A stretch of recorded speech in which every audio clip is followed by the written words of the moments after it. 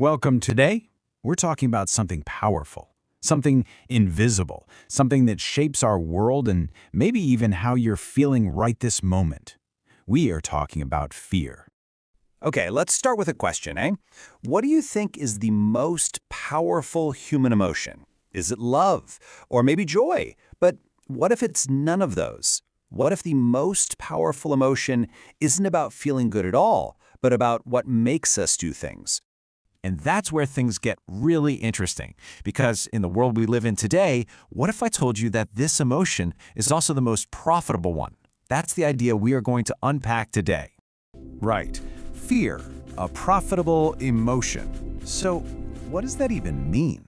I know, it sounds a bit like something from a movie, doesn't it? But trust me, it points to a very real system, one that's working quietly, just under the surface of everything we do.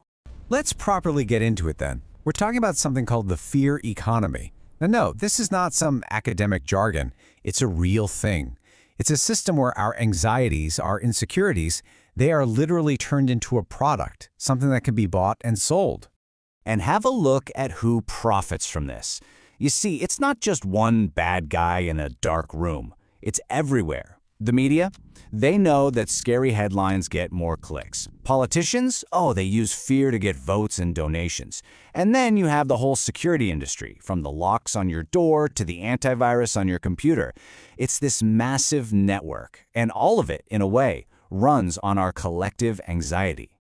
Okay, so if fear is the product, then how is it sold to us? Because once you understand the mechanism, you start to see it everywhere. Think about it for a second. Why does bad news seem to travel so fast, eh? A scary story can go viral in minutes, but good news, it just doesn't have the same fire. And look, it's not just you. Our brains are actually built that way. It's an old survival instinct called negativity bias. We're programmed to pay attention to threats. And today, that ancient instinct is being used on a massive industrial scale. And there's a pattern to it, a kind of viral loop. First, you have the trigger. It could be anything, a new report, a health warning. Then, and this part is key, it gets framed emotionally. They package the story to make it sound as threatening as possible. That makes us want to share it, right? To warn our friends and family. And then, boom, that huge wave of attention gets turned into money. Ad clicks, campaign funds, you name it. And this is a perfect example of what I'm talking about. Look at how the exact same information can be twisted. The headline on the left just gives you the facts. The one on the right, it screams danger. Now be honest, which one grabs your attention? Which one makes you want to click?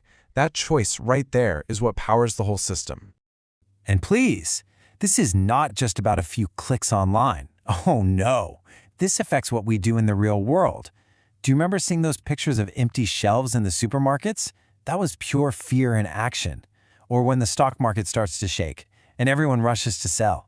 Fear becomes our financial advisor, and honestly, it's not a very good one. But you know, it's not just about the money. Not at all.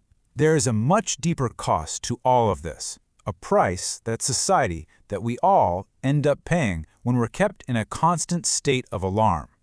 Because when you move past the profits, you find something else. Fear is also an incredibly powerful tool for control. Think about it. A population that is scared and anxious is much more likely to say yes to new restrictions, to give up some of their freedoms, all in the name of feeling safe. And this is not a new idea. People have known this for centuries, but it feels more urgent now than ever, doesn't it? It really makes you ask, where is the line? Where's the balance between being safe and being free? And maybe the most important question is, who gets to draw that line for us? And then there is the cost to us, personally, to our well-being. Look at that number, 40 million. That's not just a statistic, those are real people. In some countries, that's how many adults are dealing with anxiety disorders. And when we're constantly bombarded with scary news, it takes a toll, a very real, very heavy toll on our mental health.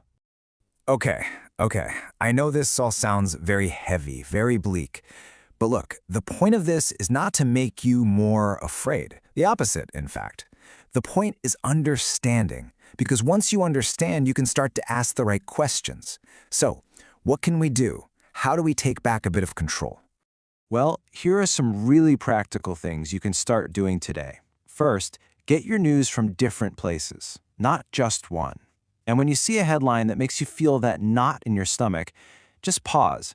Ask yourself, what do they want me to feel right now? And maybe the most important one, learn when to just switch it all off. Honestly, there is a big, big difference between being informed and just being overwhelmed. You know, the best way to fight back against all of this isn't to try and be fearless. That's impossible. We're human. The real answer is courage. But courage isn't about not feeling fear. No. Courage is feeling the fear and deciding that something else is more important. Your values, your family, your peace of mind.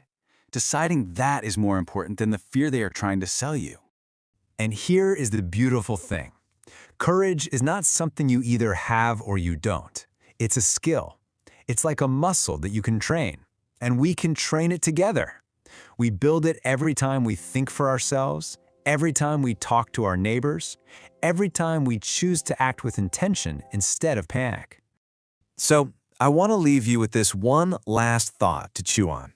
We've seen how fear can be turned into profit. So my question is this: what about the opposite? If an entire society decided to focus on building courage instead of feeding fear, what would that create? Just think about it. The answer? Well, it could change everything, couldn't it?